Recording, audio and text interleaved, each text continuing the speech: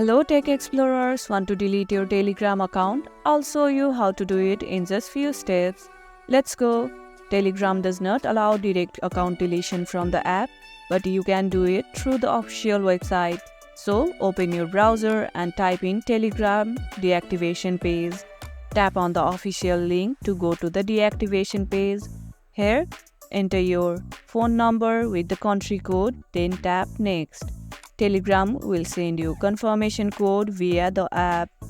Enter the code and click sign in. Now remember, this action is irreversible. All your messages, contacts and groups will be deleted permanently. So make sure you really want to do this before proceeding. Once you are ready, click delete account and confirm by selecting yes, delete my account. And that's it. Your Telegram account is now deleted. Have you ever deleted an account before? Let me know in the comments below.